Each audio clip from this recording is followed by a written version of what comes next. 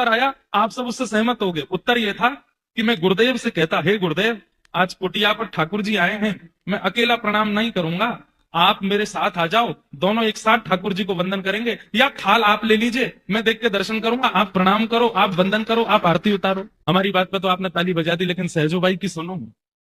सहजो भाई ने क्या किया? हम होते तो क्या करते, गुरुदेव को पहले बुलाते और गुरुदेव आप भी साथ आ जाइए, ठाकुर जी का एक साथ पूजन करेंगे। लेकिन सहजो भाई ने जब देखा कि ठाकुर भी आ रहे हैं और गोविंद भी आ रहे हैं, तो बस कुछ कदम दूर रह गए। इतने में सहजो बाई थाल रख के दौड़ करके गई, पहली बार ठाकुर जी को देखा और ठाकुर जी का हाथ पकड़ के खींच के अपने पास लाई और थाल हाथ में पकड़ा के बोली, आपसे मिलाने वाले गुरुदेव आ रहे हैं, पूजा कीजिए इनकी, स्वागत कीजिए इनका, मेरे गुरुदेव आ रहे हैं। ठाकुर जी सहजो बाई की ओर देखने लगे, बोले, सहजो, मैं ईश्वर हूं, मैं परमात्मा हूं, मेरी कृपा से तुझे जन्म मिला, मेरी कृपा से तुझे दृष्टि मिली, मेरी कृपा से तुझे हाथ मिले, मेरी कृपा से पैर मिला, मेरी कृपा से वाणी मिली, मेरी कृपा से तेरा अस्तित्व है, और मैं तेरे द्वार पर आया, तू तब भी तेरे प्रकार ही जन्म लेने वाले, एक सामान्य मां के गर्भ से जन्म लेने वाले गुरु की पूजा मुझसे करा रही है। सहजो बाई कहती हैं,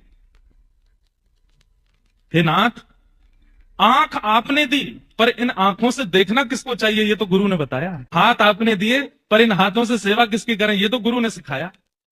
शरीर आपने दिया, पर इस शरीर से अगर गुरु नहीं मिले होते, शरीर आपने दिया, तो इस शरीर से हमारी गति तो अधम ही होती, हम तो नरक में ही जा रहे होते, पर हमें वैकुंठ का मार्ग दिखाने वाले तो गुरु हैं। आपने पंच इंद्रियां दी, आपने सब कुछ दिया, पर इन सब कुछ का सदुपयोग सिखाने वाले तो गुरु है ना। अब ज्यादा बात नहीं बनाओ, चलो गुरुदेव की पूजा करो।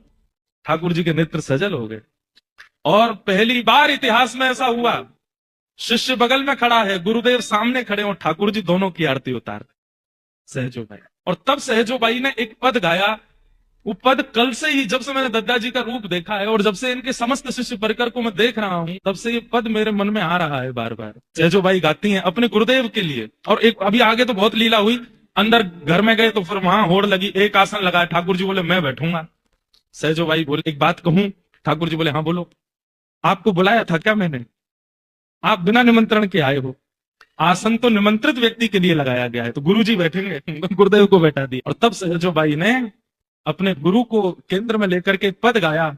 आज श्री दद्दा जी के स्वरूप को देख करके उनके समस्त शिष्य भगवान